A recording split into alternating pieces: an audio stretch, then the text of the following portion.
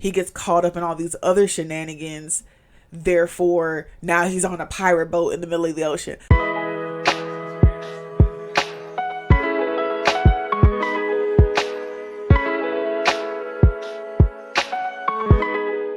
Hello friends, and welcome back to another episode of Beautifully Nerding. I'm your host, Auntie Bri, and I love a good mystery, okay? When I was younger, you could not tell me that I was a paid employee of the Mystery Inc. I love a good whodunit.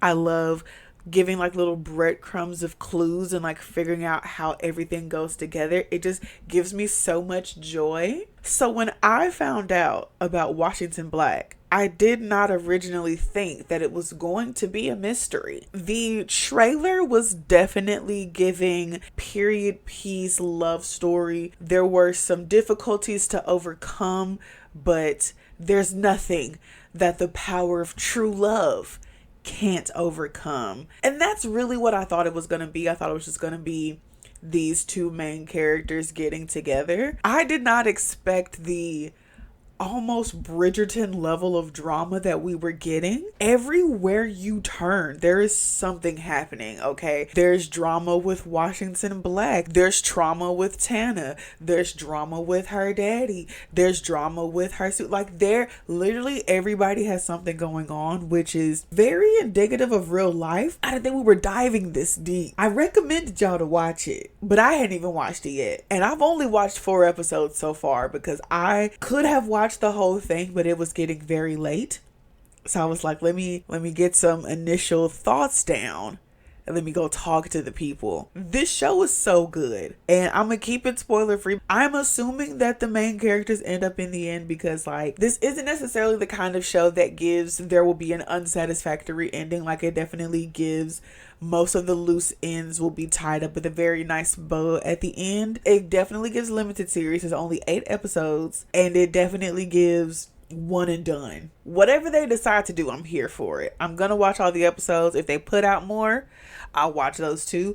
If they don't, I will just cherish what we had. And speaking of what we had, what we have is a star-studded cast, okay? Literally everybody is in here. So the story itself kind of jumps between the past and the present. You see how Washington Black is living his life versus how he got where he is now. So you see like his childhood, his upbringing, you know, who was kind of his mentor, his scientific brain, how he thinks the way he thinks. Big story building, character development moments like that. But we have a character named Titch. He was talking and I was like, I know this voice. I know this accent. And I literally had to like look away and listen. And I was like, Lucifer?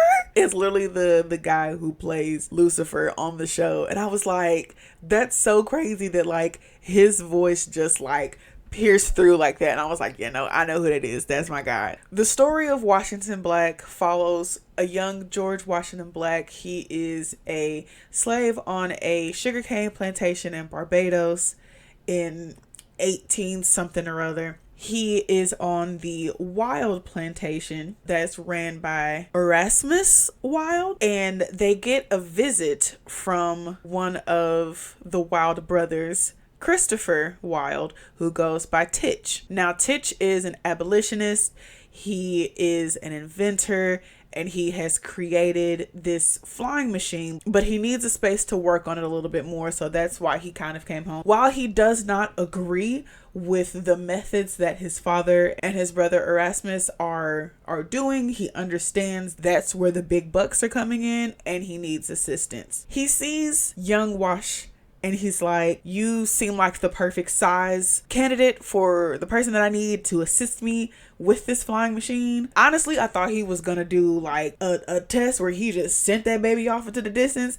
Fortunately, that did not happen because I was real nervous. I was like, hey man, somebody help that baby. So Wash is currently one of the field hands. He's out in the sugarcane fields, like chopping down the sugarcane, but he's not great at it. And everyone around knows that like Wash really is not made for that kind of lifestyle. He's very close to having some tough repercussions come his way because he's essentially a hindrance more than doing what needs to be done.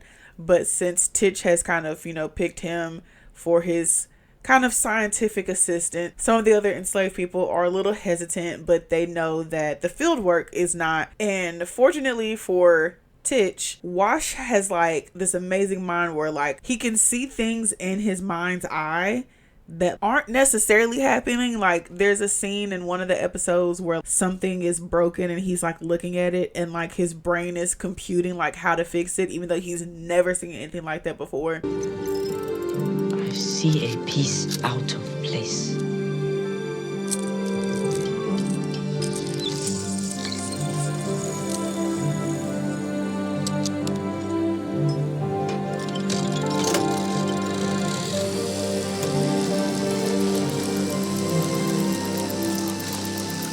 How did you do that?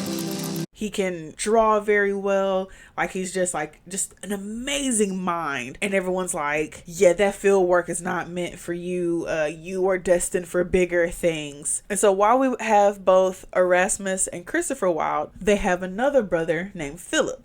Now, Philip is kind of the black sheep of the family, in as far as he's not as smart as the other two. He's not as resourceful as the other two. He's not an abolitionist like Christopher, so he is still included in most of like the familial type things, and he definitely still talks to the enslaved people the way that Erasmus does, but you know, he doesn't kind of have the same like gravity behind it. Philip definitely has felt the type of way his entire life because his brothers kind of leave him out of everything. Philip has his own trauma that he needs to work through, and he kind of takes it out on others. Philip gets really jealous that Wash is getting all of this attention from Christopher when Philip never really got that attention from Christopher when they were growing up or presently. You know, it's not the best idea to make white men feel anything but inferior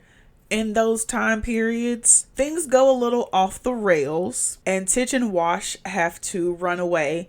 They are able to get into the flying craft and they escape to Virginia, and that is where they are able to make a new life.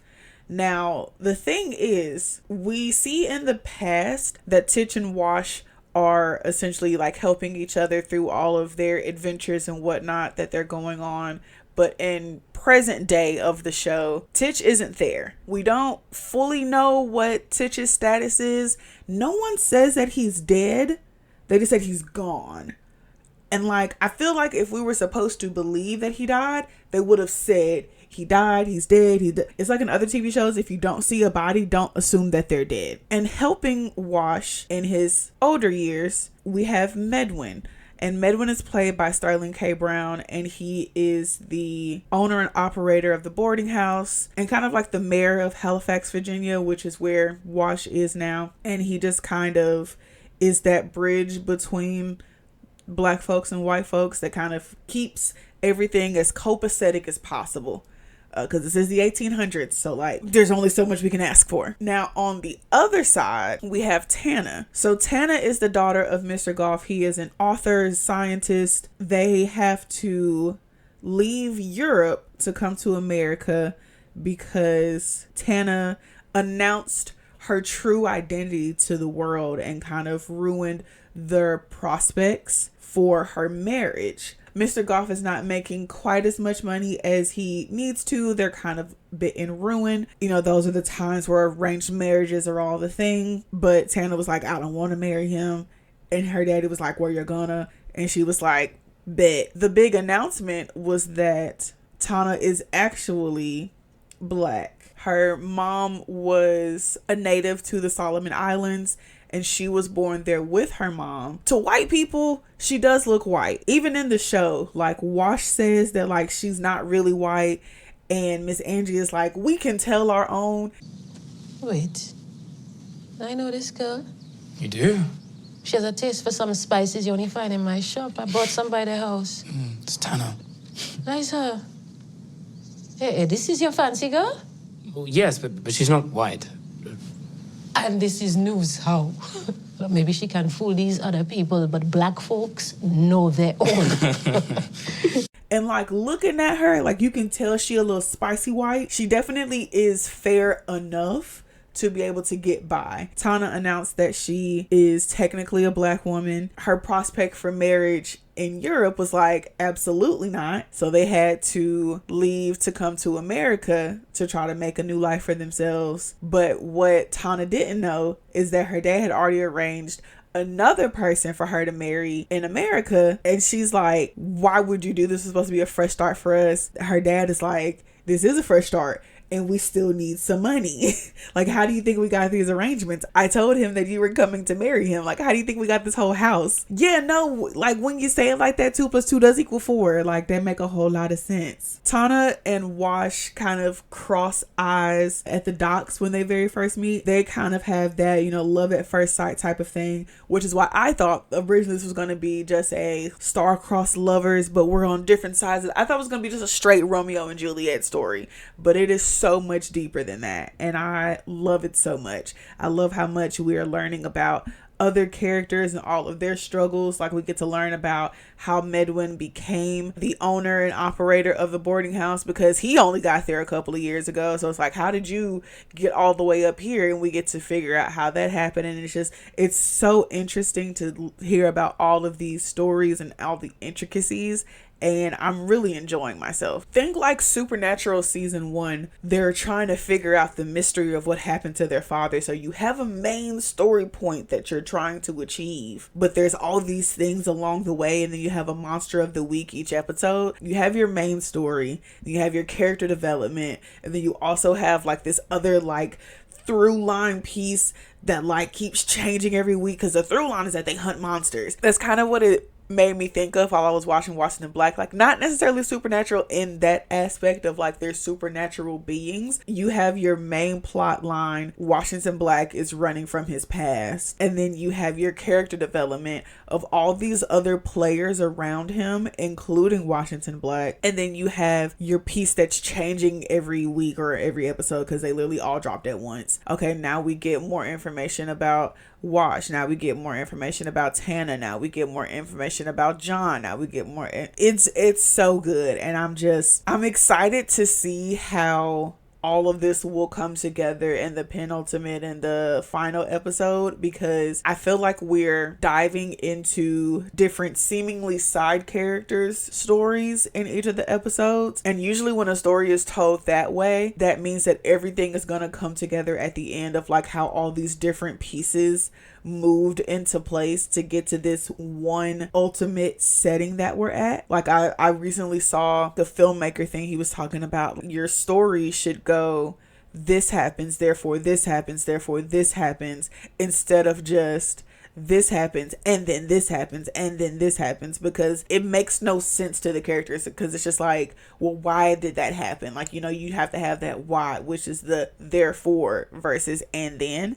And I feel like Washington Black does a very good job of saying this happens, therefore this happened. These things happen in Wash's childhood, therefore he has to run away from that situation, therefore he gets caught up in all these other shenanigans, therefore now he's on a pirate boat in the middle of the ocean. Like, it's so good. Like, we literally go from sugarcane fields in Barbados to like sharecroppery Virginia. I'm enjoying the period pieces that aren't just black people slavery. We're getting beaten and broken down every time with things like Sinners and now Washington Black. It's like you're in these time periods to where things were not necessarily great, and you are seeing some of these struggles and these strifes and these issues and these race relations, but it's also not just we're victims, we're beaten down,